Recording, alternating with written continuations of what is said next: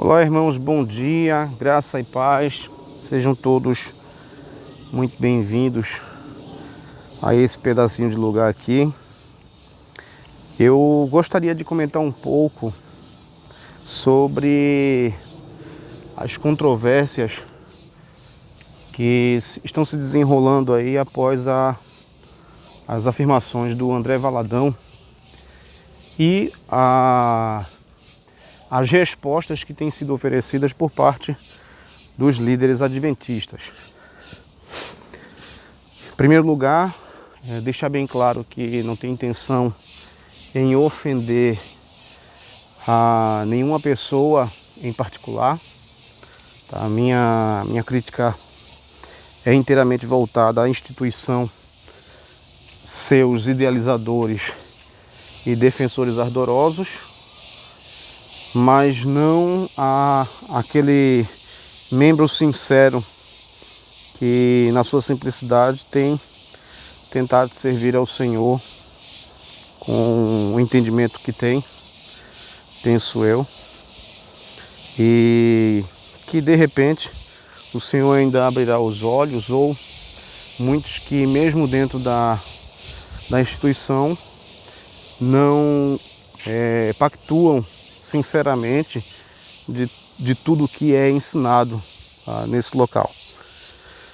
Em primeiro lugar, queria chamar a atenção a você a tática dos defensores do Adventismo, seus líderes, né, o Dr. Rodrigo Silva, o Ezequiel Gomes, aqueles que são mais evidentes, que estão mais em evidência, Sérgio Monteiro, né, o Leandro Quadros, né, entre alguns outros. Tem um outro que eu esqueci o nome dele, que dá aula de hebraico no YouTube, não lembro o nome dele. Mas enfim,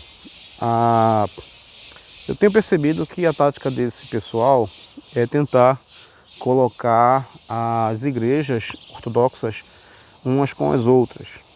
E como é que eles fazem isso? Eles pegam as diferenças entre as denominações ortodoxas e colocam isso como sendo um impeditivo que essas igrejas elas tenham harmonia, e que uma certamente deveria tajar a outra como seita por causa dessas diferenças existentes.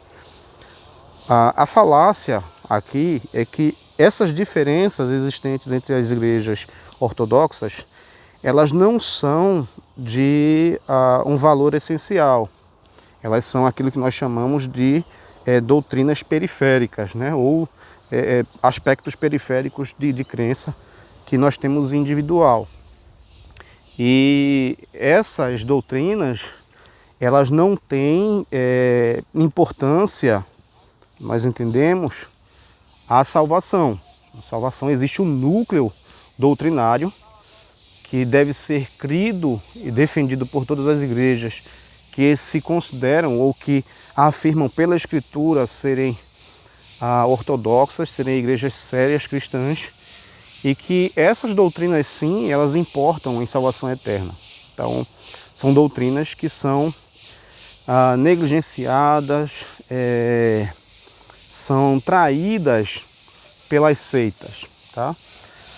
Uma outra questão é que o Dr. Rodrigo Silva, por exemplo, em um vídeo que eu assisti, uma resposta sua, ele vai falar coisas que me parecem ou fogem ao conhecimento dele, ou é pura desonestidade mesmo, né? Quando ele diz que,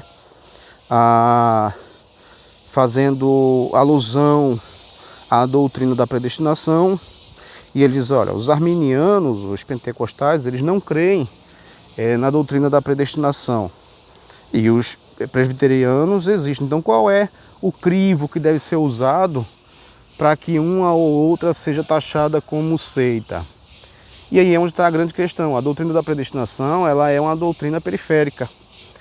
E o que me espanta, seja por desonestidade ou por desconhecimento, por ignorância mesmo, é o fato dele afirmar que os pentecostais, os assembleanos, não creem na doutrina da predestinação. De modo mais amplo, talvez as pessoas mais leigas, de fato, não compreendam nem entendam mas a Assembleia de Deus, como uma igreja arminiana, entre outras, elas entendem sim que há uma predestinação. Tá? Então o arminianismo não é a negação da predestinação. O arminianismo é uma interpretação de como essa predestinação ela acontece. Então é uma outra interpretação de como a Escritura aponta para essa predestinação, né? De como ela ocorre, que difere do calvinismo. No entanto, hoje particularmente, muito embora na época em que essas coisas foram discutidas por causa do calor do momento e do contexto da época, né, as resoluções elas foram rechaçação e coisas do tipo. Hoje nós entendemos e convivemos juntos, né, pentecostais e reformados, discordando, mas sem necessariamente entender que a visão de um e de outro deve ser necessariamente uma visão herética. Uma prova disso, por exemplo, né, alguém que, muito embora admire pelo conhecimento, mas nutri certa indisposição para com ele por causa da sua educação, é o reverendo Marcos Granconato, da Igreja Batista Redenção, né, que em alguns debates anteriores foi muito desrespeitoso com pessoas arminianas e em outros tipos de debate, mas que no debate com o pastor César Cavalcante demonstrou-se muito educado, né, apontando para o fato de que me parece que está havendo uma mudança na postura dele com relação a isso.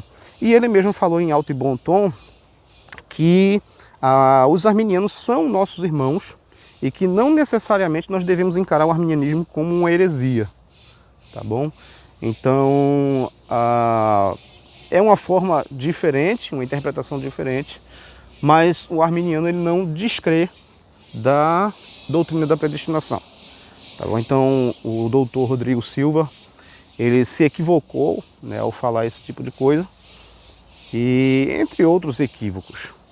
E aí o que eu tenho observado, irmãos, é que a tática deles é tentar separar para conquistar. Então eles têm tentado colocar presbiterianos e assembleanos e batistas e outras vertentes do cristianismo como contra uns aos outros, né, para tentar defender-se, né, defender as suas doutrinas heréticas. Isso é terrível, né? Isso é usando de falácias, né? Falácias argumentativas. Por exemplo, falando a respeito dos escritos de João Calvino, eu ouvi um certo comentário dizendo que os escritos de João Calvino são para os presbiterianos aquilo que os documentos da Ellen White são para os adventistas. Em nenhuma medida isso é verdade. Em nenhuma medida isso é verdade. Até a nossa confissão de fé, que é a confissão de fé adotada, a confissão de fé de Westminster, ela deixa bem claro falando sobre a doutrina da Escritura, que a palavra de Deus e não os concílios é que tem a autoridade final, né, sobre a vida e prática dos crentes. Então, essa argumentação em medida nenhuma ela é verdadeira, né, novamente falácia, mentira. Nós não temos João Calvino como um autor inspirado, né, por aí você já tira. Por exemplo, em muitos momentos em que você está preparando estudo e você obviamente recorre aos comentários, porque ao contrário do que muitos possam pensar, Calvino era um erudito, né? Era um estudioso, ele nunca disse que tinha um espírito de profecia, como a senhora Ellen White. E nós recorremos aos comentários de João Calvino, entre outros comentários, não somente o dele, e quando temos que discordar daquilo que João Calvino falou, né, nos seus comentários, nós discordamos tranquilamente, porque João Calvino não é a autoridade final, João Calvino não é nenhum espírito de profecia, João Calvino não tem autoridade sobre a igreja, ou sua autoridade ou seu pensamento não está em igualdade, equiparado à Escritura. Então, há muitas coisas que podem ser ditas e talvez durante o restante da semana eu grave mais alguma coisa e poste por aqui, para demonstrar, né, novamente falando, não estou atacando as pessoas simples que tem tentado viver sua fé na instituição adventista. Mas, como pastor de ovelhas, nós temos que nos preocupar e defender as nossas ovelhas contra os ataques e as falácias desses falsos mestres que se intitulam pastores adventistas.